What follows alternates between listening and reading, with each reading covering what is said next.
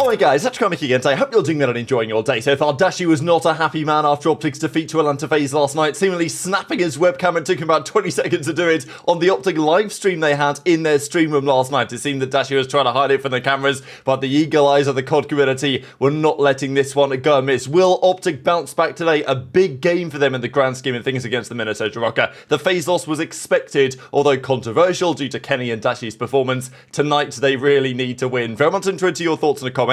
Hit the like button if you enjoy, subscribe if you're new as always, I'd greatly appreciate it. We're going to begin here because yesterday, the final game of the day was, I thought this would be pretty interesting. I thought Toronto were going to be favoured, but Cloud9 just absolutely slammed them. Now, it will be very interesting to me if Cloud9, despite not making a roster change that they could have made, and of course, if they were going to make a change, what would they have done, I guess was the question. Sib was never going to go anywhere, he's too talented. Kremp and Mack were arguably their two best players on the SMG. Attach was the odd man out, really, potentially, but, you know, Attach and Accuracy, the head coach, they're boys, right? And we know that Attach, obviously great player in the past, world champion.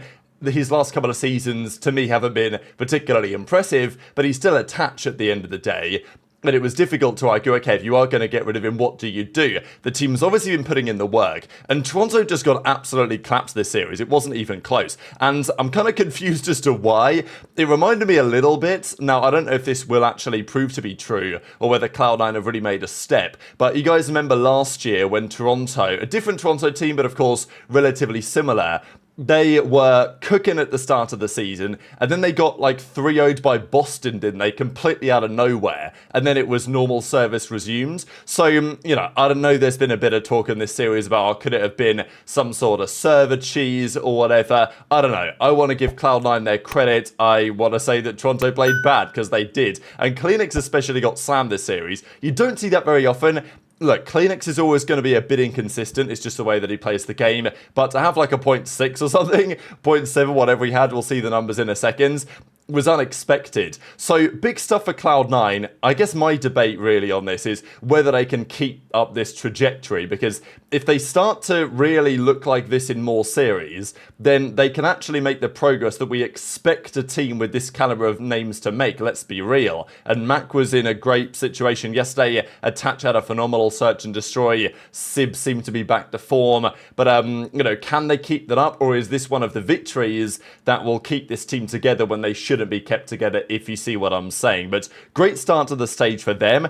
As Accuracy says, coach of the team, following the game plan on game day. This is, you know, this is favourite thing, so he finally gets to say it again after a difficult start to the season, to say the very least. Beans didn't tweet much. He just said GGC9 thumbs up. Now, you know, maybe I'm reading into this, but it feels to me that Alt maybe feel like there was something else going on in this series other than just, you know, pure actual proper gameplay. But look, they played bad, Cloud9 played well, GG's hot 3-0, and these were the overall numbers if I just zoom out 1 second. So, yeah, Sib at a 1.33, great, you know, series for him, all things considered, given his start to the year. Mack had a phenomenal game 1, and yeah, CleanX 0.68, Insight 0.76. JoeDeceives and Beans played alright, JoeDeceives especially, but yeah, not going to see that very often, and it was not a particularly close series. So, good stuff for Cloud9. Toronto have an interesting bounce back game today because they play Ravens, which, of course, they lost to Ravens at the major, right, when Ravens continued on their losers bracket run. In a game 5, my feeling is that Toronto are a better team, but, well, not as of yesterday, so that's going to be a really interesting series this evening. This one already happened, though. OpTic played FaZe last night, and we talked about it at length yesterday. At the end of the day, this was an expected defeat for OpTic. I think the difficult thing for OpTic was, to some extent, that Surge had beaten FaZe the day before. So it was always going to add more fuel to the fire that if OpTic didn't, what does that mean? And of course they didn't in pretty comfortable fashion. Now, FaZe were always going to go dumb hard this series, and they did, and they played very well, and OpTic really had no answer. But just a few days of scrims, it wasn't a massive surprise that OpTic, you know, looked like the second best team in the series by a comfortable margin. And I think they can get back there, right? I mean, Pred's just come back and he played pretty well. They've got to get up to speed again with each other. And FaZe was not really the series to judge them on, I would say. The difficult thing is, especially for Kenny, is that he's been under fire massively as of late. Hoot got dropped. He did that stream where he was talking about some of the mistakes being made. and then he dropped 7 in the control, so that's always gonna, you know, spark up a lot of drama. And look, yesterday I criticised Kenny, as understandably so. I mean, I don't know what he was doing in that control a lot of the time. Do I still think Kenny is the best man for OpTic to stick with? Yes, I do, and I'll stand on that opinion for now. That opinion may become untenable, and Kenny is arguably, like, what, a bottom 5, bottom 10 player in the league? I mean, you know, if we're excluding the Falcons guys, like, Kenny might be, I don't even want to, you know, say where Kenny might be in terms of CDL rankings. Like, it's not pretty right now in terms of who's the good players and who the bad players, for sure. Then again, you know, people talk with Kenny about intangibles, and that is important, I think, and that's basically the reason why I wouldn't get rid of him, to be honest. If there were no intangibles, then already you've got to consider, you know, whether that needs to be done and whether there's other players available. The thing is that, you know, Kenny does know how to win. He knows what a winning environment looks like. I do think he was very impactful to OpTic's success last season, but is he as good at this game? Doesn't look like it so far. That, you know, back in Vanguard and stuff, it wasn't that dissimilar for a time, that Thieves team was looking pretty disheveled. They didn't really know what was going on. Kenny wasn't playing well. Eventually they made a role swap and they brought in Shane as an assistant coach and they wanted to win the World Championship, and Kenny was a monster at the end of the year. So I'm not saying, you know, Kenny's a write-off of this title. He's never going to be good at it. I do think that they can still figure it out, but they've had a tricky start to the season, to say the very least, with Pred gone, Hook back in. Pred's now back again. Kenny doesn't seem to be great at this game, but, you know, as I say, if you get rid of him, what do? You're bringing in eaRly, you're bringing in Hook. Like, who else are you bringing back in? Is that going to create and foster the team environment that you want? You know, that's where I have my questions. But is his individual performance not acceptable? Yeah, I think, like, not many people are going to disagree with that. He's rocking a, you know, 0.8 something on the season as it stands. So, as Simp says, good bounce back for FaZe. Obviously, they delivered the results they wanted to. If you guys didn't see yesterday's video and look at some of the numbers, it wasn't pretty. 0.67 for Kenny, 0.65 though for Dashy. And that was the big talking point after yesterday's series, because yesterday, as we mentioned, this is the OpTic team room they're playing out of. Dashy, Pred, Shotzzy and Kenny in exactly the same order that they set up with in a LAN environment. Now, I know there was some talk as well about these PCs that they're using here. These are, I think, these Alienware, I'm not really sure, but these are the league PCs. So that's what the league gives to the teams and the players to use, and they have to use them. They can't use their own stuff because, you know, they could have third-party stuff on it, whatever. So each player gets a PC provided by the league, and these are the PCs. They look pretty ugly, but I guess they do the job. They're probably not especially powerful. Now, they got 3-0'd by FaZe, and after this happened, this clip was doing the rounds on social media last night. So you guys can see that the boys aren't in an especially great mood. And I also think that this is one thing that I've noticed with OpTic, and with Kenny especially, that the vibes are not great, are they? Let's be honest. And with Hook, they were not great. I mean, on LAN, you could tell as well. Like we've seen in previous years, and I think this OpTic team will get there, you know, losing maps, winning maps, smiling, laughing at the camera. Like, you know, after yesterday's series, they lost game 1. They looked pretty defeated, and I think that's, you see this with OpTic a lot, and I don't know if I see this more with OpTic than other teams, just because OpTic are the biggest team. They tend to be watched more closely, scrutinized more closely, because Kenny would be getting criticism and scrutiny if he was on another team playing like this, but the scrutiny is only amplified when you're an OpTic, right? And I don't know, maybe I'm just seeing things, but you see OpTic sometimes the way that their cameras look after a map 1 of a series, and it just feels like it's already GG. And you never want to be in that spot. And Kenny especially is meant to be the man that's preventing the team getting in that position, right? Keeping the energy high, keeping the belief in the team. You know, maybe the team's losing belief in him and therefore it's difficult to have it. Who knows, right? I don't know what's happening there behind the scenes. Today is going to be critical on that domain. But yeah, you guys can see that obviously they're not happy. And it's fair enough. Like, they just lost a series. Clayster even mentioned it the other day that when he lost a series, he didn't want to talk to anyone for at least 15, 20 minutes. Like, he just wanted his own space to, you know, cope with the loss. So fair enough. It's not like they should immediately be, you know, happy, right? They're obviously going to be annoyed that they lost. So but you guys can kind of tell the body language here. So Dashy snatches the webcam off. Now, you know, is this a legal webcam? Is it this, like, did the league provide these? I don't exactly know what it is. It looks like a simple Logitech one. But, well, he tries to snap it, doesn't he? Now, these Logitech cameras, if that is what it is, I think the, well, the wire doesn't just come out the back of them. Like, so on a lot of webcams, it's just the camera and the wire plugs in. I think on these, the wire only plugs into the other ends. So actually ripping out the, the wire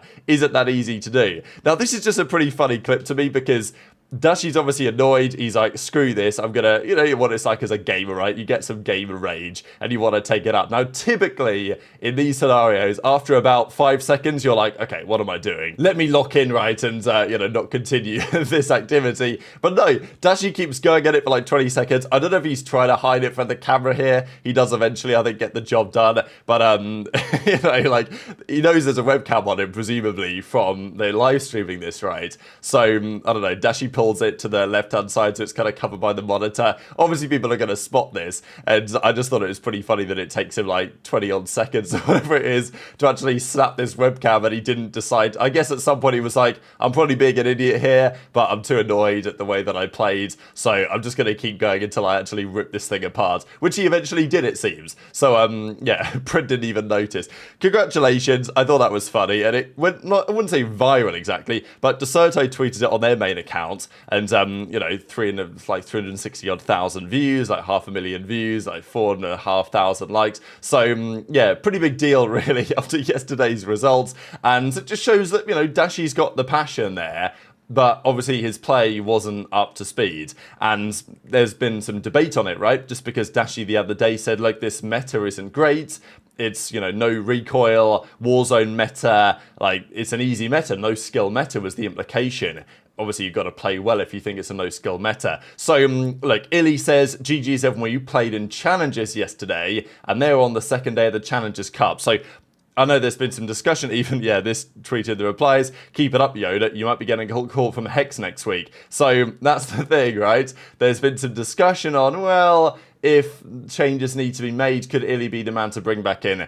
Look, I will stand on that. I don't think that would be a good idea in the longer term. But, look, Kenny's got to turn it around quick, there's no doubt. There's also been talk as well about, whether bringing Hook back is an idea. Of course, he's not on a team now. But, okay, let's be realistic here for a second. OpTic have played one series against FaZe with their World Championship winning team from last year. They're not going to blow it up. Like, if they're sensible, they're not going to blow it up for at least some time. Like, they really should stick with this team for the rest of the season, unless, as I say, there is internal problems there. Maybe Shotzzy isn't sure they can get back to where they want to be. Who knows, right? Like, we've seen this happen with OpTic in the past, and their record against FaZe is not pretty. In their last 9 matches since the start of last year, they're now 8-1 FaZe against OpTic with a 24-9 map count, which is like 8-1 is bad, but if it was a load of game 5s, it wouldn't look that bad. But 24-9 is frankly abysmal. So, Drazah owns those guys. There's really no other way to look at it. Now, today, we have a couple of big games, though. We have Thieves play Falcons.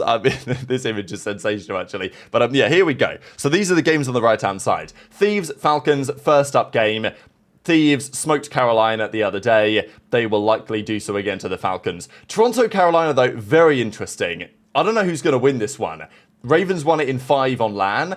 This is the second attempt. I think Toronto should bounce back from yesterday, one would expect. Ravens in 5 is a reasonable prediction again.